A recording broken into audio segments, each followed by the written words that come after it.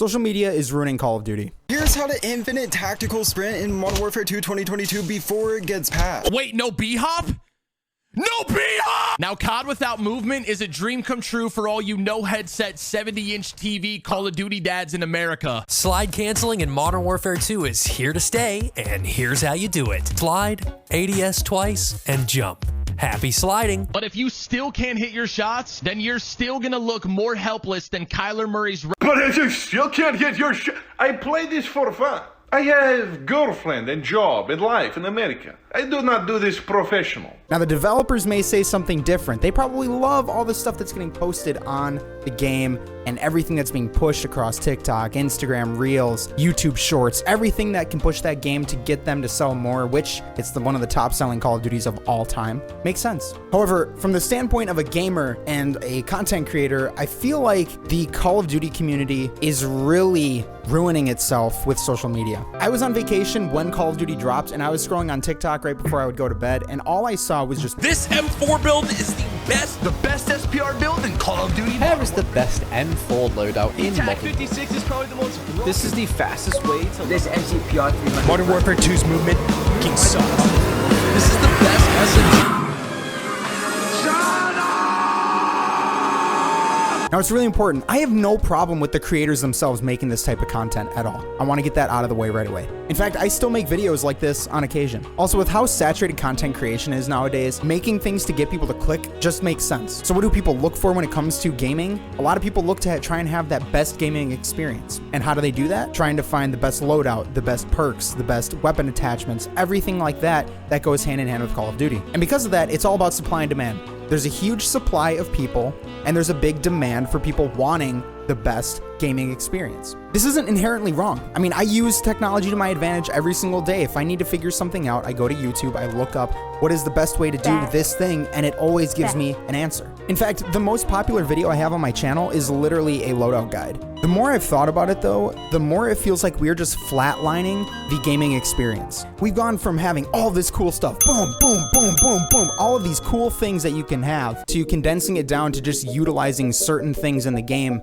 because these people are telling you to. And not only are they telling you, but they have found through trial and error what the best means of getting that end result that you're looking for, i.e. the best gaming experience, and they're giving you the results. Yes, science! Not everybody has the time to test these things out, so it makes sense for people to use what is out there for them. And this isn't something that's new, it's been ongoing for years. Why would you want to spend your time trying to find the meta when you just want to be able to enjoy and play the game with the best experience? And because of this, like I said, supply and demand, there's a lot of views and a lot of videos that are out there with this type of content. Come on, Mad Max, get to the point, get to the point. We self-perpetuate this cycle, whether we like it or not. We may not even seek this information out, like on apps like TikTok and Instagram Reels. You're just scrolling and this stuff pops up, and out of curiosity, you may just watch it. That's what I do, is if it comes up, I'll just watch the video. And not only that, as a content creator and a streamer, I want to have this stuff in my repertoire and to be able to let people know my thoughts on it and let people know my thoughts on the content creation that's going on at this time. Or on the flip side, you are actually seeking this information out and you want to have the best experience. Now, I know the bogus answer that's going to come from somebody in the comments is,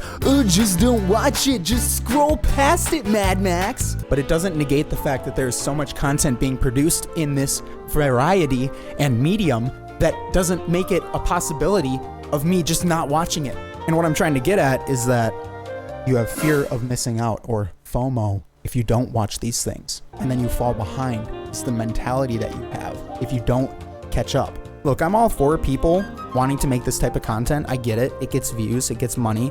It does a lot of things for people.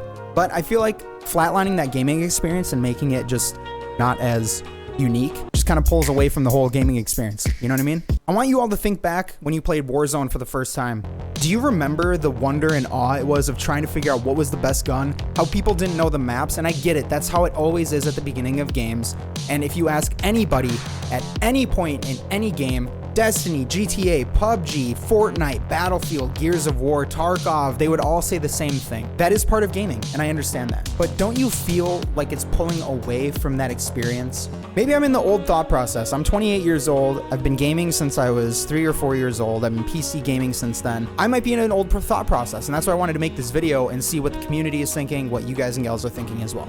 But I also want to say this. You know, I've done a lot of content surrounding the idea of nostalgia and what it does to us. It's such a huge business model of mental warfare on all of us, whether it be good or bad. Bringing back old ideas, remastering games, old playlist updates, you name it. And the reason I bring up nostalgia is because I'm talking about older experiences in gaming that I've had and comparing it to the new ones. Am I looking back with nostalgia? Nostalgia is hard because you were a different person in the time, right? You had different people you were gaming with, you had different emotions, different feelings, all surrounding it. And that's attached to a game as well. You miss those times you had and you perceive that the games you used to play will bring everything back to that feeling you had back in the day. AKA you are meshing the games and the emotions together. It's really why I think people that grew up playing certain games look back with such nostalgia or such feelings of, man, I miss those days because they had less responsibilities than they do now as they grow older. I think Warzone with Verdansk is a prime example of this. When you look at how many people were screaming for a new map after a year of the game being out, all of a sudden Caldera ends up dropping, 2 years later with Vanguard. And next thing you know, everybody is complaining they want Verdansk back and how Verdansk was the GOAT and how everything. Now, I'm not taking away the fact that Verdansk wasn't a good map. I'm not saying that Caldera was a good map either. But what I'm trying to get at is, was nostalgia a factor in people's decisions and thought processes on that? Now, pushing nostalgia back aside and getting back to the original point, I want it to be clear that I'm not just taking a dump on the fact that all of this content creation is there. It just really sucks because you have this fear of missing out from a large community of people where if they don't do what all these content creators are basically saying, they're going to feel like they're missing out on something, and that FOMO comes in and they're going to utilize those loadouts regardless. Not only that, but the race for content to be the first to do something is incredibly large as well. I mean, there's one person that just got all of the gold camos, I believe yesterday or 2 days ago from recording this video. However, I wanted to see if I was the only one that was feeling this way. And if I am, then okay, I'll just shut up and make the next video. But if I would love to have a conversation in the comments and see what you all are thinking about this. Play and watch what you enjoy. End of the day, I don't care. It doesn't affect me at the end of the day. However, I think you would be dead wrong if you grew up playing games outside of the TikTok, Instagram, Facebook, YouTube short side of content creation and thought that these apps didn't impact the gaming sphere in some way. So ladies and gentlemen, thank you so much for tuning in. I really appreciate it. Hope you guys and gals have a great rest of your day.